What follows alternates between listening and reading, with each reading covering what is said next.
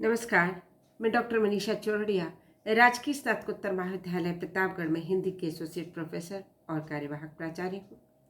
आज हम मैथिली शरण गुप्त के साकेत से लिए गए पद कैकेयी का अनुताप का अध्ययन करेंगे।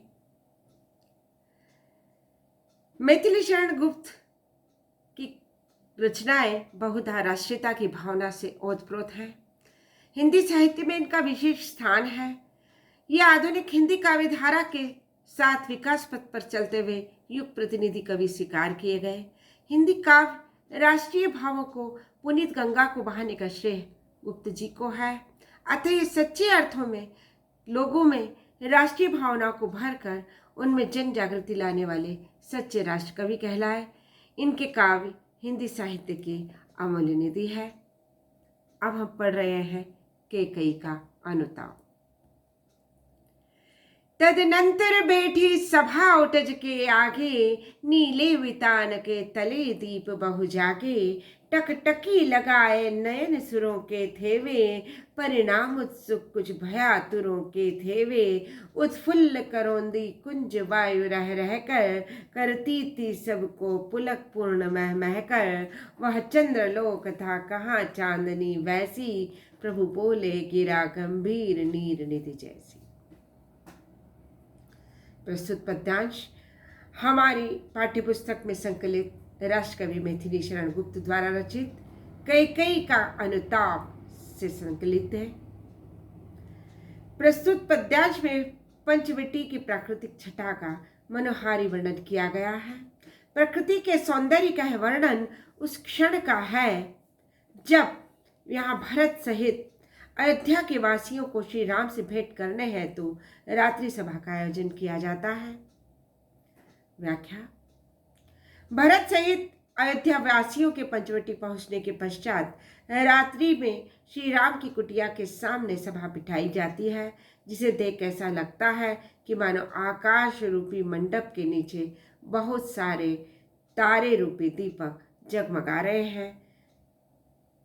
जाने माने महत्वपूर्ण निर्णय का परिणाम जानने के लिए उत्सुक देवतागण भी वहां एकटक नजरें गड़ाए हुए हैं। सभी इस बात को लेकर भयभीत हैं कि कहीं भरत के आगमन का श्री राम कोई और अर्थ ना निकाल ले, कोई कठोर निर्णय ना ले ले। वहां का प्राकृतिक सौंदर्य अनुपम था। खिले हुए करोंदे, पुष्पों से भरे हुए बगीचों से रह रहकर आने वाली मंद मंद शीतल व सुगंधित पवन वहां उपस्थित लोगों को पुलकित कर रही थी। अलौकिक दृश्यों से परिपूर्ण उस शांत सभा में श्री राम ने सागर सदृश अति गंभीर स्वर में बोलना प्रारंभ किया। काव्य सौंदर्य भाव पक्ष। इन काव्य पंक्तियों के माध्यम से कवि द्वारा रात्रि के समय पंचवटी आश्रम के आसपास की प्राकृतिक छटा के मनोहारी होने का भाव अभिव्यक्त किया गया है। इसमें शांत रस है। कला पक्ष। भाषा परिष्कृत, खड़ी बोली, शैली प्रबंधात्मक, छंद मालिनी, अलंकार उपमा, पुनरुक्ति प्रकाश, रूपक, अनुप्रास, गुण प्रसाद, शब्द शक्ति, अभिधा एवं लक्षणा है। दूसरा पद।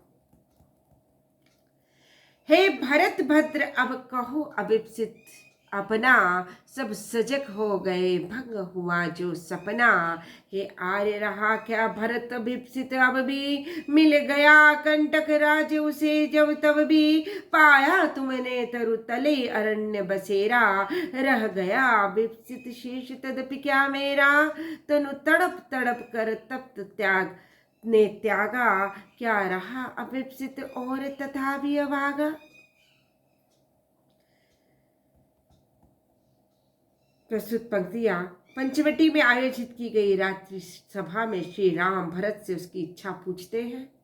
इस पर भरत अति व्याकुलतापूर्ण शब्दों में अपनी मनोदशा राम के समक्ष प्रस्तुत करते हैं। जब राम अपने अनुज भरत से कहते हैं कि जब तुम अपनी इच्छा व्यक्त करो तो वहां उपस्थित सभी लोग वैसे ही सावधान हो जाते हैं जैसे स्वप्न टूटने पर कोई व्यक्ति। यह कहने का तात्पर्य यह है कि सभी लोग राम भरत संवाद को सुनने और उसका परिणाम जानने के लिए व्याकुल हैं। राम की बात सुनकर भरत कहते हैं कि आर्य, अब भला मेरी और क्या अभिलाषा शेष होगी। जब मुझे अयोध्या का एक छत्र राज और आपको वनवास मिल गया, पिताजी ने भी दुख में तड़प तड़प कर प्राण त्याग दिए। ऐसे में भला इस अभागे की कौन सी चाह पूरी होनी शेष रह गई है। इस प्रकार भरत ने दुखपूर्ण शब्दों से राम के सम्मुख अपनी मनोदशा को व्यक्त किया एवं उन्हें राम, लक्ष्मण और सीता का पेड़ के नीचे वन में निवास करना अत्यधिक कष्ट पहुंचा रहा है। काव्य सौंदर्य भाव पक्ष। इन पंक्तियों में भरत ने भावुक होकर पितृशोक और भ्रातृ प्रेम की भावना को अभिव्यक्त किया है। करुण रस है। कला पक्ष। भाषा परिष्कृत, खड़ी बोली, शैली प्रबंधात्मक है, छंद शिखरणी है, अलंकार उपमा है, अनुप्रास है, गुण प्रसाद है, शब्द शक्ति अभिधा एवं व्यंजना है। आज इतना ही। धन्यवाद।